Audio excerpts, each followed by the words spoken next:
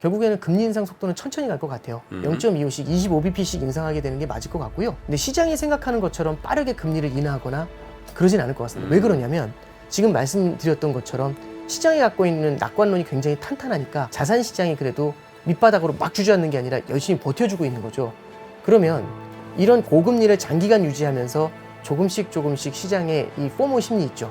이런 것들을 식히는 방법으로 연준을 좀 풀어가려는 게 의도가 아니겠는가. 네, 그렇게 좀 보고 있습니다. 물론 이제 연준이 의도하는 대로 시장이 흘러가지는 않겠지만 일단은 오늘 그래서 말씀드리고 싶은 거는 연준의 의사록이나 이런 걸 보면서 시장이 갖고 있는 심리를 연준은 흔들고 싶어 한다. 요게 이제 우리가 올해 좀 중점적으로 봐야 될 이 포모라는 관점, 이 포모에 대한 연준의 대응, 요걸 우리가 좀 올해 좀 중점적으로 봐야 되는 이슈다.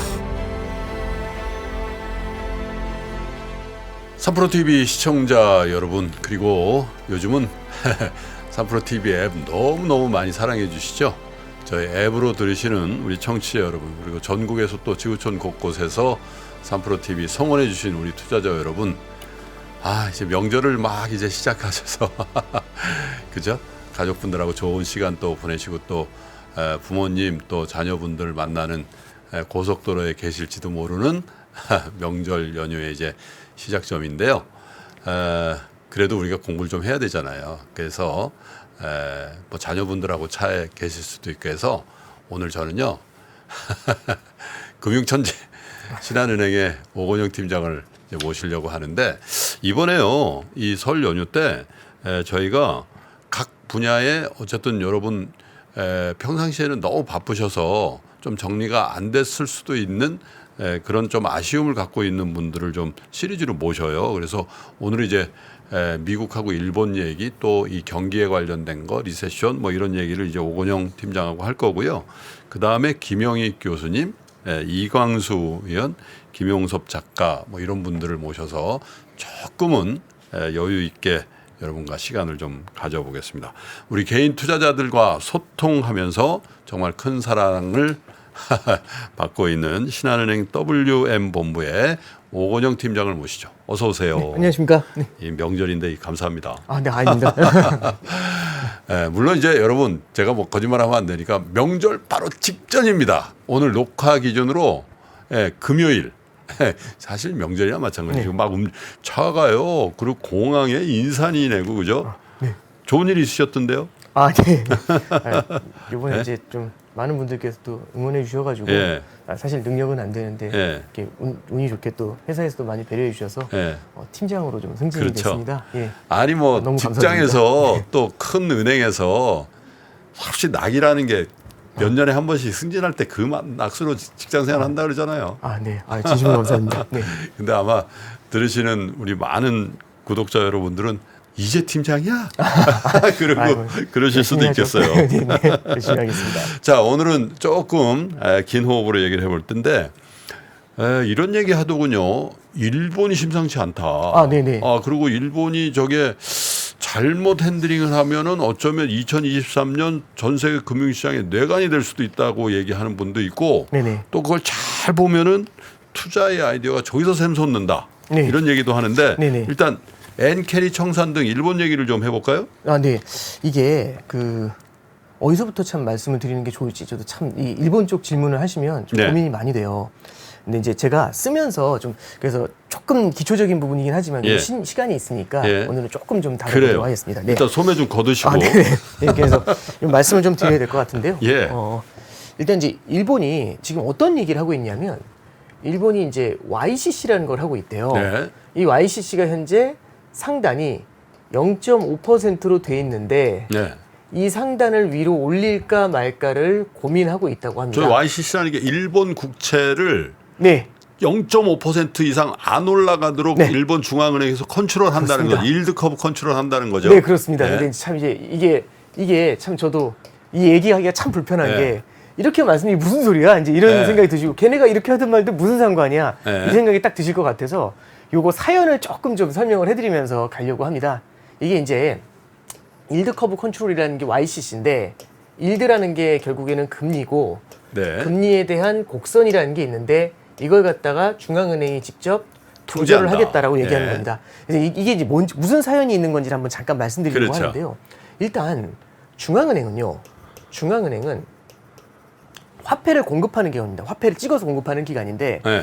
이 중앙은행이 화폐를 찍을 때는 화폐의 신뢰도가 높아야 되잖아요. 네. 그럼 화폐가 무언가 담보가 있으면 좋습니다. 그렇죠. 그래서 이 담보가 초단기 국채를 담보로 해서 돈을 찍어요. 네. 보통. 그러면 이제 어떤 식으로 하냐면 중앙은행이라는 곳은 화폐를 공급을 할 때 1일이라든지 7일이라든지 이런 초단기 국채를 담보로 해서 돈을 찍으니까 네. 뭐 이게 돈 찍는다 이제 이렇게까지 생각할 수 없이 그냥 중앙은행은 이 조절할 수 있는 금리가 초단기 금리만 조절이 가능합니다. 네. 그래가지고 중앙은행이 보통 하는 짓이 뭐냐면 이렇게 쭉 줄이 하나 있다라고 가정을 하면 네. 이 줄이 쭉 하나 있다고 가정을 하면은 중앙은행 요쪽 끝을 잡습니다. 요게 하루짜리 금리예요. 네. 근데 여기가 3개월짜리 금리가 있고 6개월짜리 금리가 있고 1년짜리가 있고 2년, 3년, 뭐 30년 이런 그렇죠. 식으로 쫙 퍼지겠죠. 이게 보통 1개월보다는 3개월, 6개월 이런 식으로 높아야죠. 조금씩 금리가 더 높을 겁니다. 네. 그래서 이걸 잡아가지고 여기서 들었다 놨다 하면서 이 전체 금리 커브를 갖다가 조절하려고 해요. 그렇죠. 그래서 이게 이렇게 슉 하고 돼 있다고 해서 이거를 금리 커브라고 합니다. 네. 그래서 중앙은행은 원래 요것만 잡고서 요 끝만 잡고서 그게 들었다 놨다 해줘. 기준금리잖아요. 그렇죠. 이게 기준금리죠. 네. 그래서 요것만 중앙은행이 조절을 하는 건데 네. 이제 방금 전에 보시는 것처럼 일드 커브 컨트롤이라는 건 뭐냐면 이 자체를 기준금리를 갖고 조절하는 게 아니라 직접 중앙은행이 갖고 들어가가지고 직접 조절하겠다는 겁니다. 참고로 일본은 여기에 10년짜리 금리가 있거든요. 이 10년짜리 금리를 직접 조절하겠다는 거죠. 기준금리하고 10년짜리 금리를 함께 조절하겠다는 게 일드 커브 컨트롤의 핵심입니다. 네. 그래가지고 기준금리를 갖다가 마이너스 0.1로 두고 10년짜리 금리를 0%로 두고 요 위로 플러스 마이너스 0.5까지만 올라갈 수 있도록 네. 해주겠다라는 게 일드 커브 컨트롤의 핵심이죠. 그래서 그렇군요. 여기하고 금리를 갖다 중앙은행이 직접 묶어놓고 나머지는 알아서 돌아가. 이제 이렇게 밑으로 얘기하는 0.5, 핵심입니다. 위로 0.5. 네, 그렇습니다. 네. 이게 나온 이유가 이렇게 설명을 좀 드릴게요. 네. 이게 나온 이유가 이게 보통 이렇게 돼요. 금리에는 단기 금리가 있고, 예. 그죠? 하루라든지 뭐 한 달짜리 이런 단기 금리가 있고, 그 다음에 장기 금리가 있을 겁니다. 그러면 단기 금리가 있고 장기 금리가 있는데 이 단기 금리는 중앙은행의 영향을 굉장히 많이 받아요. 중앙은행이 바로 하루짜리 금리를 들어 올리니까 한 달에는 영향을 줄 수가 있잖아요. 이 영향을 굉장히 많이 받아요. 근데 장기 금리는 실물 경제에 영향을 되게 많이 받습니다. 자, 그리고 또 하나는 은행은 단기로 돈을 빌려가지고 장기로 대출을 해줍니다. 네. 그러면 단기 금리가 낮고 장기 금리가 높잖아요. 네. 그럼 은행은 대출 마진이 높아지게 되겠죠. 그렇죠. 단기로 돈을 빌려서 장기로 대출을 해주니까. 특히 미국 은행들이 이 시스템이 나와 있어요. 단기로 자금을 빌려가지고 장기로 대출을 해주니까 이 단기하고 장기하고 금리가 벌어지면 벌어질수록 유리해요. 그래가지고 일반적으로 이제 어떤 일이 벌어지냐면 실물 경제가 과도하게 좋아집니다. 근데 중앙은행이 기준금리를 많이 안 올려요. 그러면 단기 금리는 낮은데 실물 경제가 좋으니까 실물 경제에서 막 투자 수요가 늘어나는 거죠. 너도나도 투자를 하려고 하면은 결국에는 금리라는 게 돈의 값이지 않습니까? 네. 돈을 빌리려는 사람들이 되게 많아요. 돈을 빌려가지고 설비 투자 늘리려는. 네. 그러면 장기 금리가 팍팍 뛰기 시작을 하죠. 그러면 실물 경제가 너무 뜨거우면은 단기 금리보다 장기 금리가 많이 높아요. 그럼 너무 많이 높아지면은 와 이게 은행들의 대출 마진도 높아지지 않습니까? 그럼 은행들이 돈도 팍팍 빌려줘요. 그러면 가뜩이나 뜨거운데 뜨거워할 정도로 돈이 막 흘러나오니까 네. 이렇게 되면 자산시장에도 버블을 만들 수 있죠. 그렇죠. 그래서 중앙은행이 뭘 해야 되냐면 네. 할 수 있는 거는 기준금리를 올리면서 단기금리를 끌어올립니다. 단기금리를 끌어올리면 단기금리는 올라가는데 장기금리가 많이 안 올라가는 일이 벌어지거든요. 그러면 단기하고 장기하고의 금리차가 줄어들게 되죠. 그러면 이때 어떤 일이 벌어지냐면 단기 장기 금리차가 줄어드니까 은행의 마진이 줄어들게 되면서 은행 대출이 줄어듭니다. 은행 대출이 줄어들면서 경기가 살짝 식기 시작을 하죠. 예. 그래서 중앙은행이 이렇게 금리를 인상하는 이유는 단순히 실물 경기를 이렇게 사람들의 이자 비용을 늘리는 것들도 있겠지만 네. 그렇게 해서 시키는 것도 있겠지만 이렇게 그 결국에는 이 수익률 곡선이라고 하죠. 방금 전에 말씀드린 것처럼 단기 금리하고 장기 금리의 차이를 좁혀가지고 은행 대출을 줄이면서 이걸로 경기를 연착륙시키려는 그런 의도가 다분히 있어요. 또 하나 말씀을 드리면 이런 케이스가 있죠. 실물 경제가 너무 안 좋아요. 그럼 돈이 안 돕니다. 그러면 단기 금리도 높고 장기 금리도 높아요. 그럼 단기 금리도 높고 장기 금리도 높은데 실물 경제가 너무 안 좋아서 돈이 안 돕니다. 그럼 어떻게 하냐면 중앙은행은 이 단기 금리를 확 잡아 낮춰요. 네. 그럼 단기 금리는 내려와 있는데 장기 금리는 높죠. 이러면 어떻게 되냐면 은행은 단기로 돈을 빌려서 장기로 대출을 해주잖아요. 이 장단기 금리 차가 벌어지게 되니까 이렇게 하면서 대출이 늘어나게 되죠. 은행은 마진이 많이 생기게 되니까. 네. 이러면 실물 경제가 둔화된 상황에서도 대출이 늘어나면서 경기가 다시 돌아서는 이제 그런 그렇겠네요. 역할들을 보통 해주게 네. 됩니다. 자, 그래서 이제 여기까지 이제 아주 베이직한 내용을 좀 말씀을 드렸는데 예. 이렇게 결국에는 단기 금리를 낮춰가지고 장단기 금리 차를 벌려서 대출을 늘리는 역할 이런 것들을 많이 해줘요. 근데 이게 08년도 금융위기가 터집니다. 예. 금융위기가 터지면서 그때 당시에 금리를 제로로 낮췄는데도 불구하고 이게 장기 금리가 잘 안 내려와요. 예. 그래서 장기 금리가 잘 안 내려오니까 이 10년짜리 금리거든요. 이게 잘 안 내려오니까 이걸 하기 위해서 이 10년짜리를 결국에는 이 단기 금리를 잡아 낮추면 이 금리 차가 벌어지면서 대출이 나가야 되잖아요. 그렇죠. 근데 은행이 다 쓰러져 있는 거죠. 금융위기니까. 네.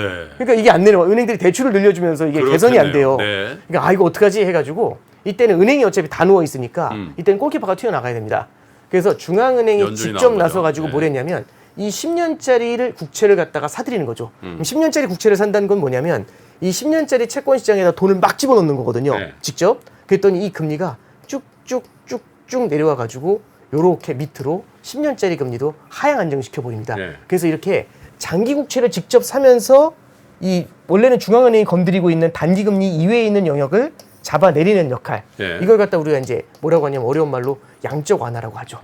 자, 이게 이제 맞아요. 미국 버전이기도 한데 이게 네. 일본 버전도 됩니다. 그래서 일본이 어떤 일을 하게 되냐면 원래 오리지널이 일본이죠. 일본이라며요. 원래 일본이죠. 네. 일본이 2000년도 초부터 했으니까요. 네. 미국은 금융위기 때부터 했고요. 네. 근데 이게 2011년, 12년이 되면서 일본이 동일본 대지진을 겪어요. 그래서 일본 경기가 너무 안 좋습니다. 여기에 또 뭐가 붙냐면 이제 아베노믹스가 딱 들어오게 된 거죠. 아베노믹스가 들어오면서 무제한으로 돈을 풀어가지고 어떻게 해서든지 인플레이션을 끌어올려야 돼 이 얘기를 합니다. 네. 근데 일본이 장기 침체에 들어가 있었고 일본의 은행들도 별로 수익성 시스템이 별로 안 좋다 보니까 단기 금리를 제로로 해놔도 큰 역할을 못 해요. 그래서 양쪽 하나를 10년짜리 국채를 계속 사들이는 양쪽 하나를 끊임없이 해가지고 이 금리를 계속 찍어 누르는 거죠. 이렇게 계속 찍어 눌러가지고 어떻게 해서든지 저금리를 만들어가지고 일본 경제의 인플레이션을 불러일으키자, 디플레이션에서 벗어나자 이 얘기를 했었던 겁니다. 이게 아베노믹스의 핵심이에요. 그래서 아베노믹스가 뭐라고 얘기를 하냐면 이렇게 얘기하는 거죠. 매년 연간으로 80조 엔만큼 국채를 사줄게요. 이렇게 약속을 합니다. 이렇게 해서 벌써 아베노믹스가 12년, 13년부터 시작을 했으니까 벌써 한 10년 이어진 거잖아요. 근데 이 문제가 뭐냐면 80조 엔씩 국채를 살려니까 첫 번째는 중앙은행이 너무 국채를 많이 갖고 있는 거예요. 그렇겠네요. 전체 국채의 절반을 갖고 있습니다. 네. 전체 국채의 절반을 중앙은행이 갖고 있어요. 그럼 시장 기능이 마비가 돼버리잖아요. 그렇죠. 왜냐하면 결국에는 자잘한 투자자들 말고 그러니까 완전 고래 한 마리가 호수에 들어가 있는 거니까 답이 없는 거죠. 가격 왜곡 현상이 그렇죠. 나오고. 가격 왜곡이 나오죠. 네. 그 이제 두 번째는 뭐냐면 이걸 너무 많이 사다 보니까 네. 약속을 하고 너무 많이 사다 보니까 금리가 너무 많이 내리 찍혀요. 네. 그래서 이게 금리가 마이너스로 내려가 버리는 거죠. 네. 근데 기준금리보다 그러니까 단기금리보다 장기금리가 마이너스로 내려가면서 단기금리보다 장기금리가 더 낮으니까 장단기금리가 역전이 됩니다. 네. 장단기금리가 역전이 되면 은행은 단기로 자금을 빌려가지고 장기로 대출해 주잖아요. 그렇죠.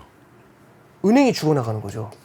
그러면 가뜩이나 고래가 한 마리 들어와 있고 그 다음에 금리가 역전이 돼 있어가지고 은행 시스템이 망가져 버리잖아요. 이거는 유지가 안 될 것 같다라는 생각이 되게 많이 든 거죠. 네.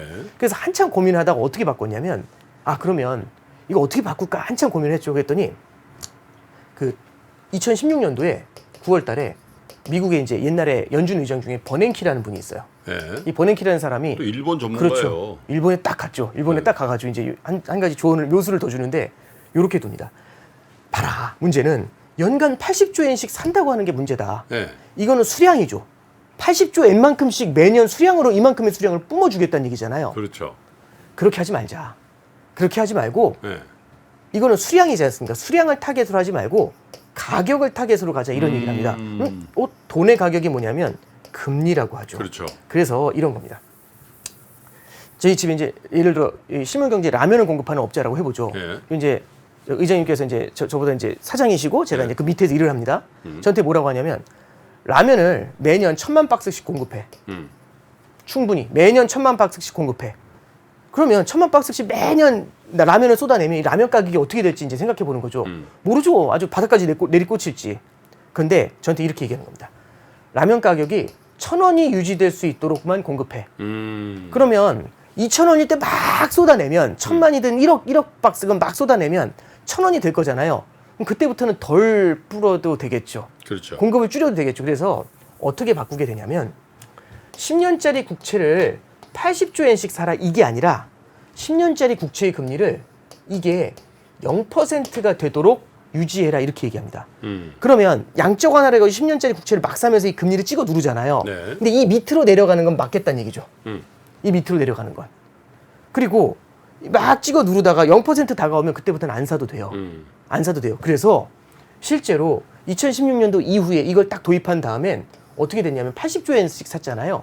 실제로 이후부터는 15조 엔, 20조 엔, 뭐 30조 엔 요 정도 수준만 사도 문제가 안 될 정도로 이게 딱 안정이 돼 버립니다. 네. 자 그러면 국채를 너무 많이 사요 중앙은행이. 이게 네. 첫 번째였고 네. 두 번째는 뭐냐면 은행이 죽어나가잖아요. 이거라서 어떻게 해결하냐면 이 문제는 이렇게 합니다. 10년짜리 금리가 0%잖아요. 그런 다음에 여기다가 기준금리 하루짜리 금리를 갖다가 마이너스 0.1%로 세팅을 해요. 그러면 네. 어떻게 되는 거냐면 이런 겁니다. 뼈대가 하루짜리 금리는 마이너스 0.1%고 기준금리는 그리고 10년짜리 금리는 0%고 이렇게 딱 뼈대를 형성해 놔요. 네. 그래서 단기 금리보다 장기 금리가 높도록 딱 세팅을 해 놓은 거죠. 네. 그런 다음에 이렇게 얘기합니다. 이 10년짜리 금리를 갖다가 딱 0%로 맞추려고 하는데 오류가 나올 수 있으니까 얘의 움직임이 마이너스 0.25%에서 플러스 0.25% 요 사이에 움직이도록 해 라고 하면서 요게 밴드를 주는 거죠. 플러스 마이너스 밴드를. 요게 16년도 9월 달에 도입했던 얘기입니다. 그게 이제 베넌키가 조언을 한 그렇죠. 거예요. 버냉키가 조언해 준 거고요. 그래서 장단기 금리를 이렇게 뒤집어 놓으니까 마이너스 0.10으로 해 놓으니까 은행의 문제는 크지 않고 두 번째는 가격을 타겟팅을 하니까 80조 엔씩 안 사도 0%까지만 눌러 놓으면은 안정적으로 이 정도만 국채를 사도 되는 거죠. 그러네. 그래서 이 문제를 갖다 해결해 놓은 겁니다. 이렇게 문제 해결해 놓은 겁니다. 아무 문제가 없는 거죠. 그래서 묘수였다. 이렇게 얘기하는 게 일드 커브 컨트롤의 시초입니다. 그렇군요. 예. 그래서 원래는 요것만 때려야 되는데 10년짜리 국채까지도 딱 잡아놓고서 이 10년짜리 국채에다가 이렇게 마이너스 0.25부터 플러스 0.25까지 움직이는 건 괜찮아요. 이렇게 얘기한 거죠. 네. 자, 이제 이렇게 간신히 균형이 만들어졌는데 네. 이제 문제가 터진 거죠. 뭐냐면 미국의 물가가 오르는 겁니다. 뭐든지 만하게 근원은 물가가 오르습니다. 인플레가 왔습니다. 얘가 오르다 보니까 예. 미국의 금리가 올라가요. 네.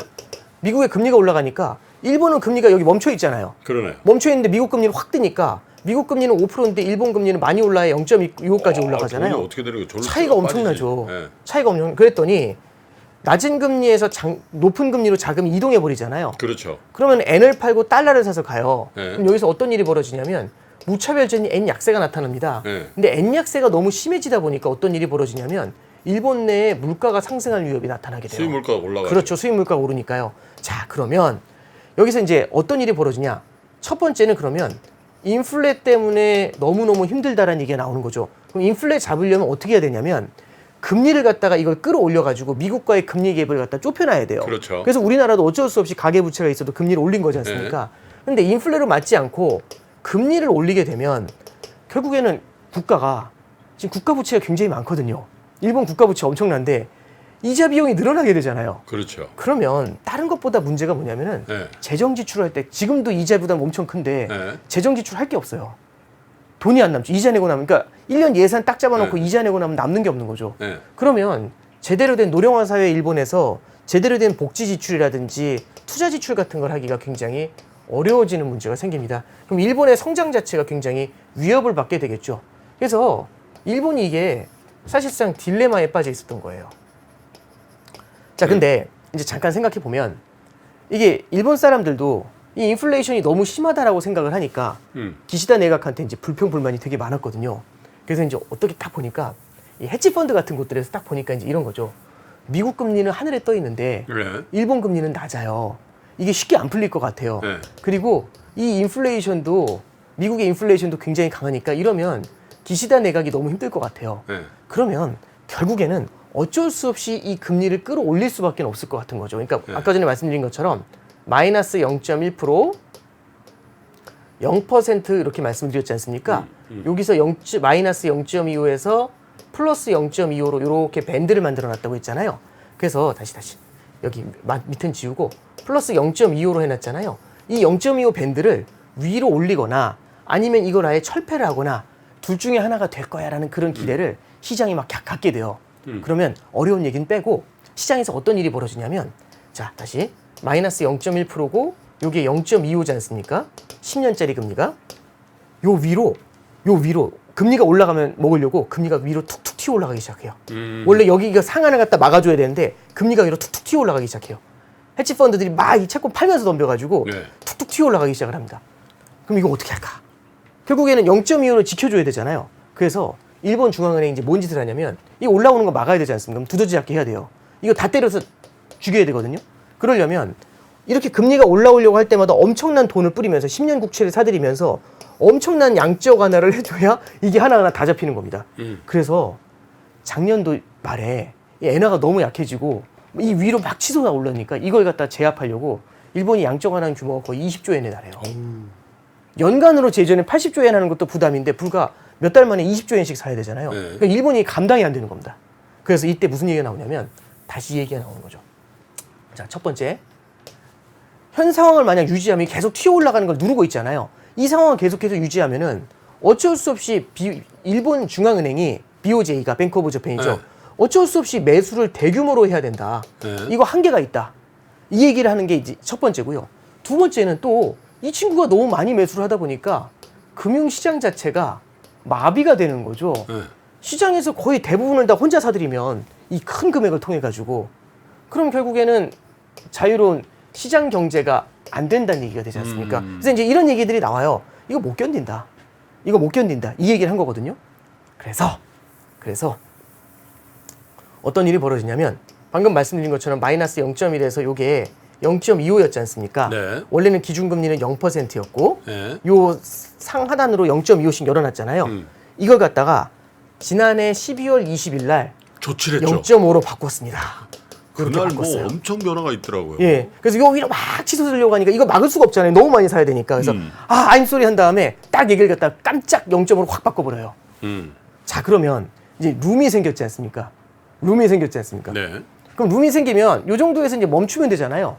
근데 시장에서 저기 혼인 달림에 한번 나오는 약세를 호랑이 같은 보면. 애들이 이거 가만 안 놔두죠. 야, 0.5로 버틸 수가 없을걸 한 다음에 한번 이 또 위 치받아요. 0.75, 1을 보는 거죠. 그럼 어떻게 되면 헤지펀드 또 덤비죠. 그래서 또 지금 이렇게 막 끌어올리고 있어요.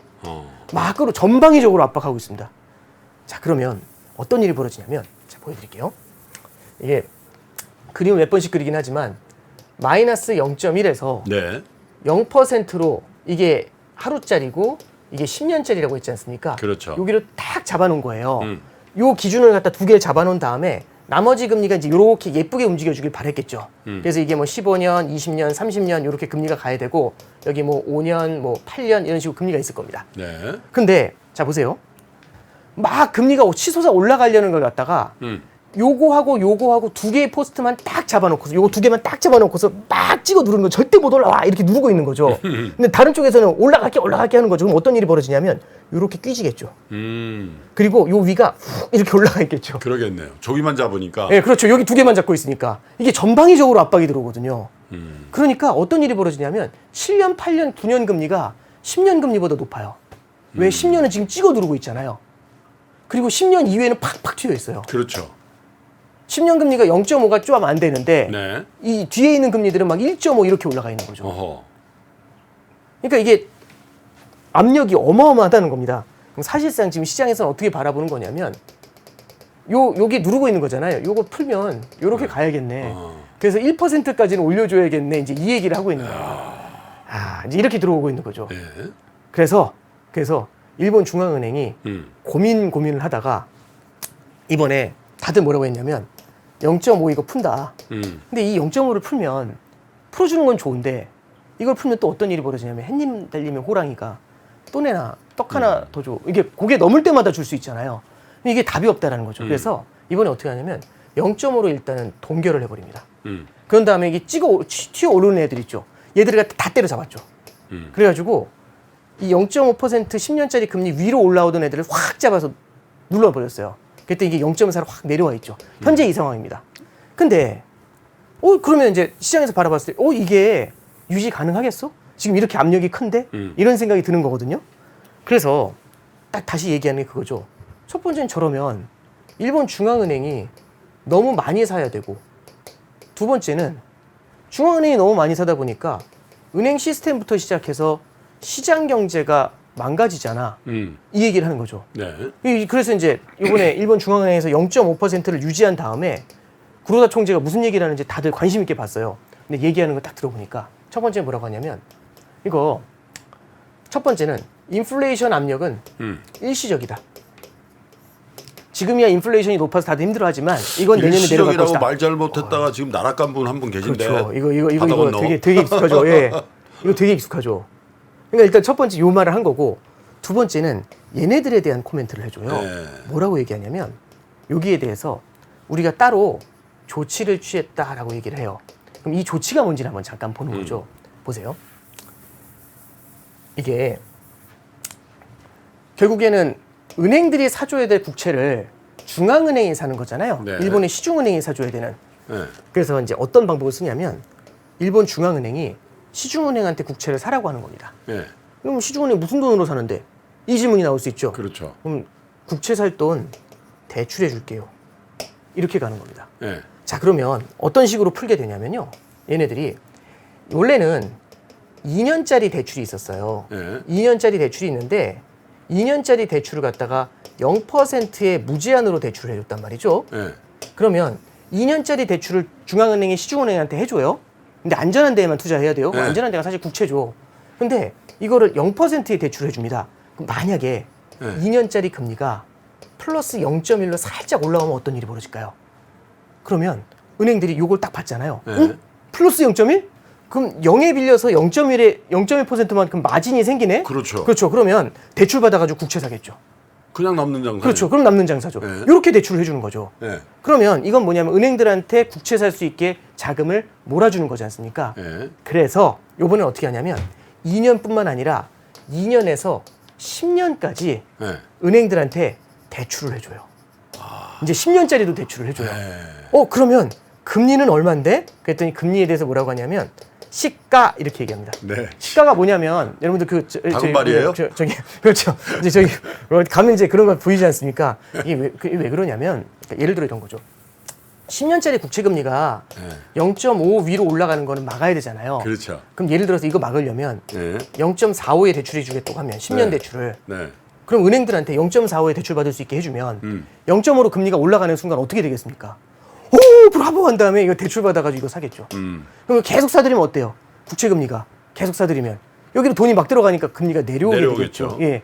그러면 중앙은행이 직접 사지 않고 은행한테 대출을 줘서 은행이 사도록 만드는 시스템. 네. 이렇게 이제 만들어 놓은 겁니다. 이렇게 해서 일단 시간을 끈 거죠. 자, 일단 복잡하게 말씀을 드렸는데, 자, 이제 제가. 진짜 어려운 네. 얘기예요. 이거 사실은 진짜 어려운 얘기죠. 여러분, 이거 그냥 유튜브에 그 구독자 여러분들이 볼 만한 수준은 아닌데 그래도 저희가 하는 거는 그동안 한 3년 넘게 우리 오건영 팀장하고 계속 공부를 해오셨고 또 3프로와 함께 하셨기 때문에 이해할 수 있는 거지. 제 생각에는 전 세계 금융 이런 나라 없을 겁니다. 그죠? 그럴 것 같습니다. 네. 최고입니다 우리가. 예, 그래서요. 네, 자 이제 그러면 제가 기사랑 그 다음에 차트 몇 개 준비한 걸 한번 네. 좀 보여드려 볼게요. 자 일단 차트 한번 잠깐 보겠습니다. 기사 한번 보겠습니다. 일본이 지금 문제가 뭐냐면 네. 1월달 초부터 어마어마하게 많은 국채를 사들였다고 나와요. 네. 연속 긴급 국채 매입을 했대요. 그러면서 뭐라고 하냐면 중간에 보면 월간으로 총 매입한 규모가 17조 엔이래요. 아까 전에 너무 많이 살 때도 연간으로 80조 엔 샀는데 월간으로 17조 엔을 샀잖아요. 그럼 이게 어마어마한 규모로 지금 국채를 사고 있다는 겁니다. 그게 왜 그러냐면 0.5 위로 치솟는 애들을 갖다가 때려잡기 위해서 예. 계속해서 국채를 사들이고 있다. 예. 이렇게 이해하시면 될 것 같아요. 예. 자, 다음 페이지를 봅니다. 지금 보시면 이게 일본 10년짜리 국채금리 차트입니다. 인베스팅닷컴에서 가져온 건데요. 예. 여기 보시면은 0.5%가 라인이에요. 예. 0.5% 위로 못 올라가게 눌러주겠다는 건데 예. 이 결국에는 이게 밀릴 것 같으니까 탁탁 튀어오르죠. 0.5% 위로 탁탁 그렇죠. 튀어오르죠. 네. 그래서 다들 기대했죠. 이때 포기할 줄 알았는데 네. 포기를 안 하면서 유지하면서 갑자기 확 찍어 눌러버린 겁니다. 된설이 맞았네. 네, 그렇죠. 된설이 맞았죠. 그래서 으악 한 다음에 내려온 다음에 현재 이렇게 있는 상황이고요. 네. 자, 다음 페이지를 봅니다. 이게 인베스팅닷컴에서 참 괜찮은 차트인 것 같아요. 저도 많이 보는 차트인데요. 이게 잠깐 보시면요. 6개월짜리 금리, 1년짜리 금리, 2년짜리 금리, 10년짜리 금리, 40년짜리 금리. 금리 커브를 갖다 이렇게 표현을 해놨어요. 네. 그리고 그게 요 파란색 선이 1년 전 차트입니다. 1년 전의 금리 커브. 그 다음에 요 파란색 선이 지금의 금리 커브입니다. 그렇군요. 제가 뭐라고 말씀드렸냐면 앞쪽에 핀셋을 꽂아놓고 네. 그 다음에 10년의 핀셋을 꽂아놓고 그렇죠. 그런 다음에 버티려고 했다고 말씀드렸잖아요. 근데 전방위적으로 금리 상승 압박을 받으니까 버티지 못하고 요 뒤는 누르지 못하고 있는 요 뒤는 팍 튀어버렸고 그죠? 그리고 하도 누르다 보니까 요 위로 뛰져나온다는 말씀을 드렸죠. 10년 위로 뛰져나온다는 말씀을 드렸죠. 그래서 10년짜리 금리가 0.405잖아요. 근데 9년짜리, 8년짜리 보면은 0.454, 0.490.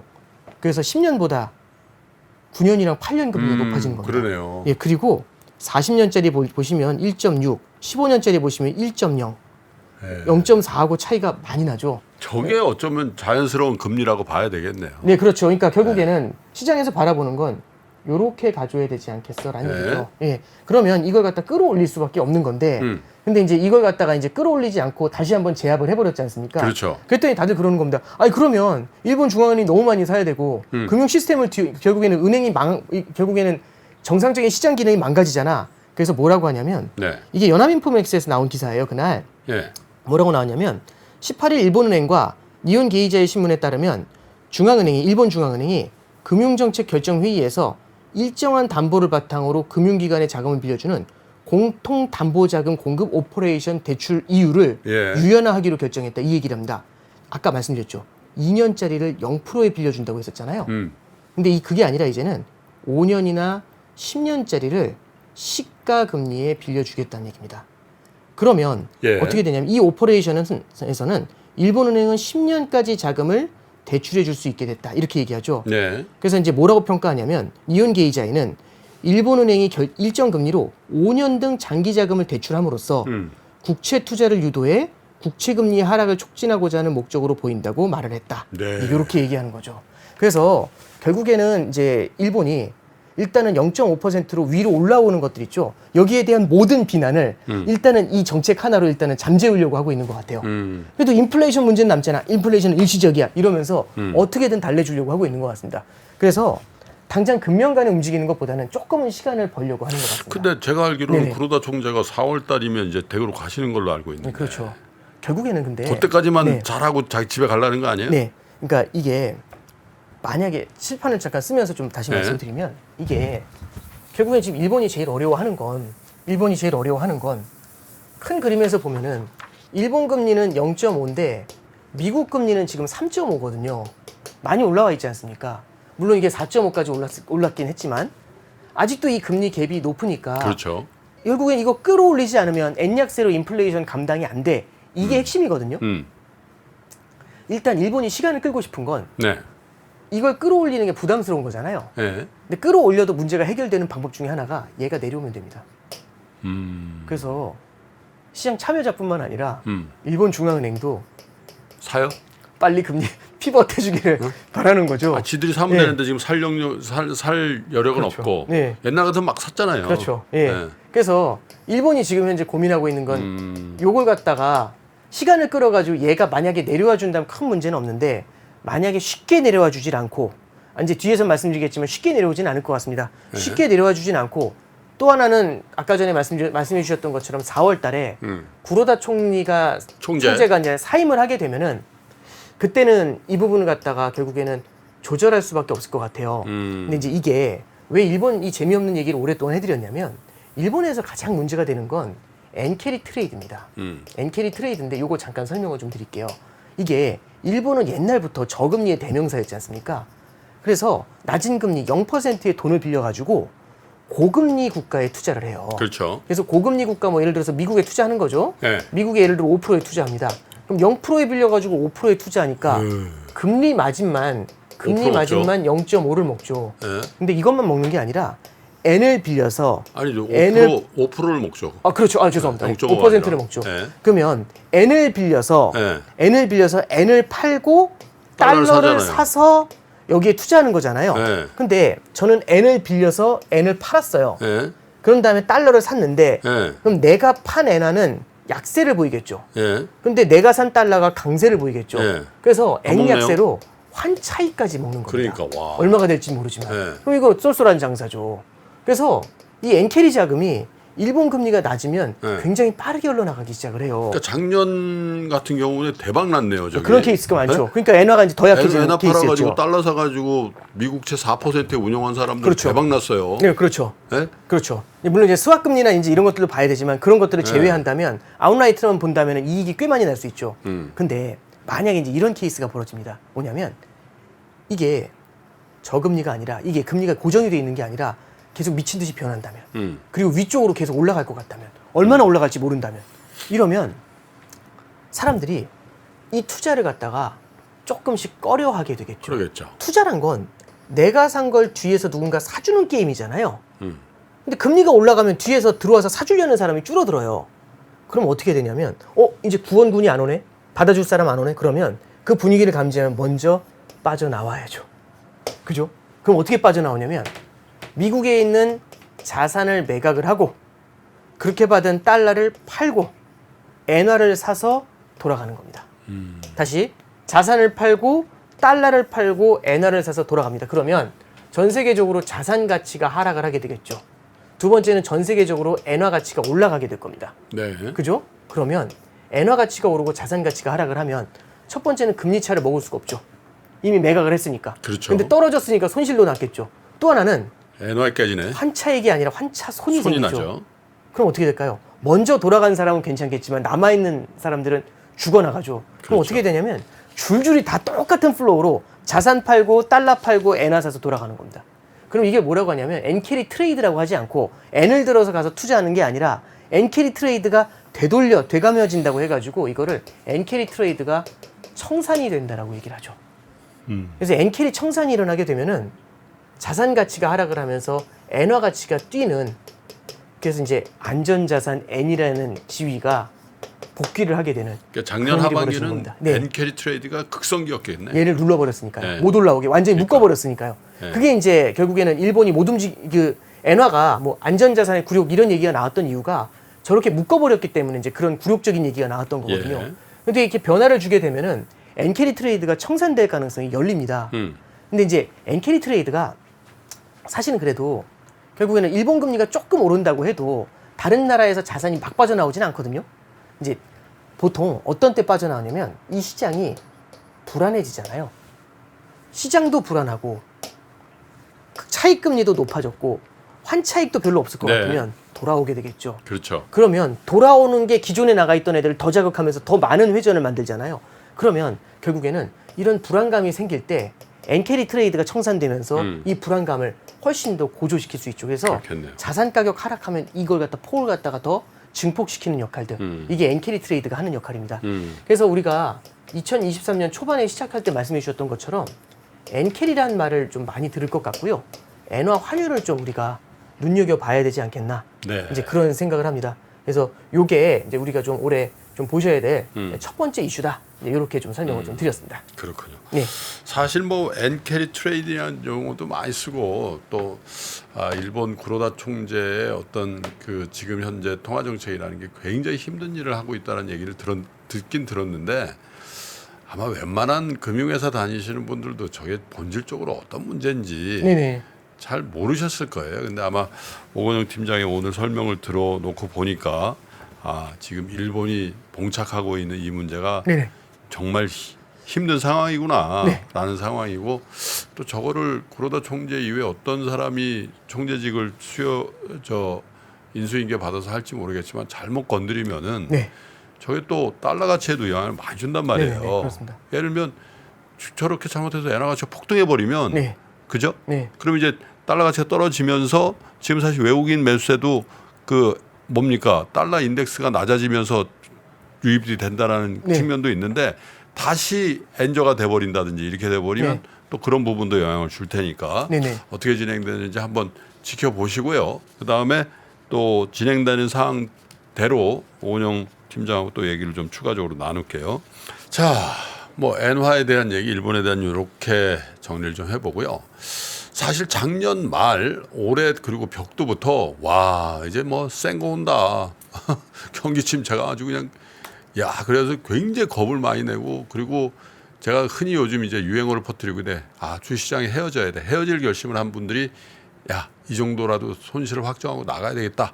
이런 분들도 꽤 많이 계셨잖아요.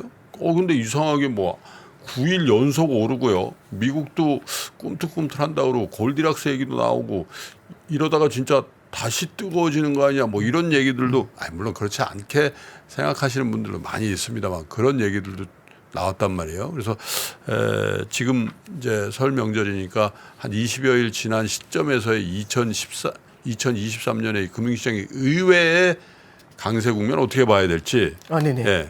이게 이제 결국에는 금융시장의 유동성이 다시 좀 풀려 나오는 건데, 예. 그러니까 이렇게 보시면 되죠.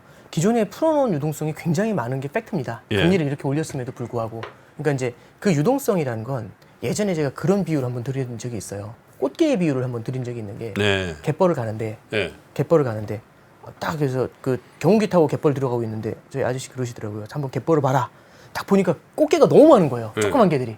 와 나가면 이 손만 뻗으면 막 수십 마리 잡힐 것 같아요. 근데 딱 도착했습니다 해가지고 딱 내리는데 한 발을 딱 내딛는 순간 갯벌에 그 많던 꽃게가 한 마리도 안 보인다. 다 들어가 버렸죠. 다 숨어버린 거죠. 네. 죽은 게 아니라 사라져 숨어 있는 거죠. 근데 이제 언제쯤 걔네들이 기어 나오냐면 예. 집에 갈 때쯤 되면 막 나와요. 예. 집에 갈 때쯤 되면 제가 뭐 이렇게 바구니 들고 돌아다녀도 겁도 안 내고 나와가지고 돌아다녀요. 예. 그러니까 저도 신기하죠. 근데 걔들이 아는 거죠. 이 시간이 되면 쟤는 집에 간다는 걸. 예. 그러니까 거의 끝났는데 이러니까 나와서 노는 거예요. 그럼 나와가지고 막 맛있게 먹고 노는 거죠. 그리고 그 안에 숨어 있을 때 그 안에 숨어 있는 그 굴 안에 먹을 게 많다면 굳이 나올 이유가 없죠. 그렇지. 근데 먹을 게 별로 없으면 나와서 먹을 게 더 많겠죠. 예. 그럼 그 안에서 먹는 게 안전한 곳에서 먹는 거지 않습니까? 그렇죠. 안전자산 마진이라는 건데 어. 그게 금리죠. 정기예금 금리죠. 예. 정기예금 금리가 굉장히 높을 때하고 예. 조금 내려왔을 때 자산시장이 느끼는 느낌이 달라요. 정기예금 높으니까 네네. 안 나오더만. 네, 그렇죠. 나오질 네? 않죠. 여기 근데- 너무 좋은 거야. 그렇죠. 근데 이제 금리가 내려갈 것 같고 내려가고 조금 있어. 내려가고 네. 그리고 이 친구도 집에 갈 것 같고 네. 이러면 꽃게들이 나와서 다시 파티하는 거죠. 그러니까 유동성이 사람이 있어도 꽃게들이 나와서 파티하는 그림들 이런 건 좀 보실 수가 있어요. 근데 요걸 갖다가 제가 한번 시장이 느끼는 느낌하고 연준이 느끼는 느낌 요걸 좀 나눠가지고 말씀드릴게요. 괜찮네. 네, 한번 잠깐 보시죠. 예. 예금과 꽃게. 네네. 자 이게 보시면 이게 마켓이 어떻게 지금 시장을 바라보는지를 한번 보시죠. 네. 마켓이 지금 뭘 느끼고 있냐면 네. 이게 굉장히 심리장이라고 생각을 해요. 이게 경제학 교과서로는 설명이 안 되는 게 예. 이게 경제학 교과서라는 거는 모든 인간이 합리적이라고 생각을 하지 않습니까? 그렇죠. 근데 문제는 뭐냐면 사람들이 다 과거가 있어요. 예. 과거를 통해서 배운 게 있고 그러다 보니까 합리적이지 않은 선택을 하는 경우들도 의외로 네. 생기는데 한번 잠깐 보시죠. 사람은 누구나 이런 게 있다고 합니다. 투자를 했을 때 5% 손실이 나고 투자를 했을 때 5% 이익이 납니다. 그러면 5% 손실이 났을 때의 슬픔 요거하고 5% 이익이 났었을 때의 기쁨을 비교해요. 아하. 이걸 기쁨을 비교하면 사실상 이 슬픔이 훨씬 더 크게 다가오거든요. 예. 이 5% 손실 났을 때 그 아픔이라는 게 5% 기쁨하고 산술적으로는 같아 보이지만 예. 실제로 사람이 느끼는 게 다른 거죠. 아유, 그래서 전혀 다르죠. 사람들은 로스, 손실을 너무 싫어합니다. 그래서 네. 손실을 혐오한다고 해서 로스 어버션이라는 심리가 들어와 그렇죠. 있어요. 이게 원래 큰데 예. 지금 좀 독특한 게 뭐냐면 이걸 깨뜨릴 만한 게 하나 있는 겁니다. 그게 뭐냐면요. 포모라는 게 있습니다. 아. 포모는 뭐냐면 fear of missing out이라고 해서 네, 나만 못 내가 먹는 거. 그렇죠. 내가 이 기회를 놓쳐버리는 거죠. 예. 그러면 주가가 보통 막 떨어지잖아요. 예. 주가가 막 떨어지면은 이 로스 어버션 때문에 더 손실 나는 건 싫어하면서 더 많이 주저앉곤 하거든요. 예. 근데 와 그게 아니라 주가가 떨어지면은 예. 기회다. 지금 들어가야 쫄지 마. 이래야 이걸 먹을 수 있어. 이제 이런 생각들을 많이 하는 거죠. 그렇죠. 이게 지난 15년의 경험을 통해서 배운 거거든요. S&P 500 지수는 오르잖아요. 예. 나스닥도 오르잖아요. 예. 다우존스도 오르잖아요. 그러니까 중간중간 쫄지 마. 쫄았을 때 너는 망했어. 이제 이걸 갖다가 이제 배운 겁니다. 그러다 보니까 이 포모하고 로스 어버션하고 둘이 팽팽하게 부딪혀요. 그러면 주가가 막 떨어지고 있잖아요. 주가가 떨어지고 있을 때 로스 어버션이 오면은 주저앉는 거고요. 그 다음에 만약에 포모가 들어오면 위로 올리는 겁니다. 근데 지금 같은 경우는 이 둘이 팽팽하게 만나죠. 그러면 이 사이에서 팽팽하게 움직이겠죠. 하나 더. 그러면 포모라는 건 뭐냐면 바닥에서 먹을 수 있죠. 근데 바닥에서 먹으려면 늦을 수 있지 않습니까? 모두가 바닥에서 먹을 생각을 하니까 바닥 직전에 먹어야 되지 않을까요? 동틀력이 가장 어둡다? 뭐 그런 얘기 하잖아요. 그렇죠. 그리고 내지는 이런 단어가 있죠. 얼리버드라고 하나요? 일찍 뛰어나가야, 그러니까 꽃게도 먼저 뛰어나가야 네. 사람이 있어도 먼저 뛰어나가야 좀 그렇지. 많이 먹을 수 있을 네. 거잖아요. 그러지 않을까요? 다 뛰어나올 때 뛰어나오면 안 되잖아요. 네. 그러면 이 얼리버드들이요, 조금 더 빠르게 움직이고 싶어 합니다. 네. 자, 그래서 제가 실제 차트를 보면서 한번 잠깐 말씀드려 볼게요. 네. 이 얼리버드들이 어떻게 움직이는지 잠깐 보면요. 자, 첫 번째 차트는요, 21년도 11월부터 현재까지의 나스닥 차트를 한번 그려봤습니다. 빨간색 선이 나스닥이고요. 그 다음에 파란색 선이 미국의 기준금리입니다. 잠깐 보시면 나스닥이 최근에 좀 많이 올라왔어요. 올라왔는데 요걸 갖다 옆으로 한번 쭉 늘려봅니다. 옆으로 쭉 늘려보면은 여기 어느 정도로 와 있냐면은 22년도 6월 정도로 와 있습니다. 네. 나스닥이 그때 수준으로 현재 돌아와 있거든요. 그러네요. 예. 근데 잠깐 그 6월 수준으로 돌아왔다, 이게 중요한 게 아니라 네. 잠깐 그러면 22년도 이 6월 달에는 어떤 일이 있었냐면 네. 기준금리를 0.75% 올리기 시작한 때입니다. 자이언트 스텝이 한 번, 두 번, 세 번, 네 번, 그 다음에 빅 스텝이 한 번 나와서 현재 4.5까지 금리가 올라와 있죠. 네. 그러면 나스닥 지수가요, 지금 어느 정도로 돌아와 있는 거냐면 잠깐 지우면서 보여드릴게요. 지금 나스닥 지수가 현재 자이언트 스텝을 할 그때 당시 수준으로 되돌아와 있는 겁니다. 자이언트 스텝 4번 하고 빅 스텝 1번 있었잖아요. 그 이전 수준으로 돌아와 있어요. 그래서 사실은 우리는 작년 1년 내내 떨어진 것 같지만 느끼면은 작년 하반기는 오히려 올랐어요. 고압장이잖아요. 네. 예, 애매하잖아요. 그죠? 올랐다 떨어졌다 말하기가 좀 애매한 장이잖아요. 그쵸. 근데 이제 이런 질문이 가능한 거죠. 금리가 4번 올랐는데 왜, 금리가 저렇게 크게 올랐는데 자이언트 스텝 4번을 밟았는데 왜 주저앉지 않지? 그대로냐? 왜 그대로냐? 그럼 여기 이제 바로 어떤 반응을 할 수 있냐면 선반영이다. 이때 자이언트 스텝 4번 할 건 선반영을 했다 미리. 근데 그건 좀 아닌 게 작년 5, 6월 달에요. 0.75씩 4번 인상할 거라고 얘기하는 사람은 아무도 없었어요. 아무도 없었죠. 네.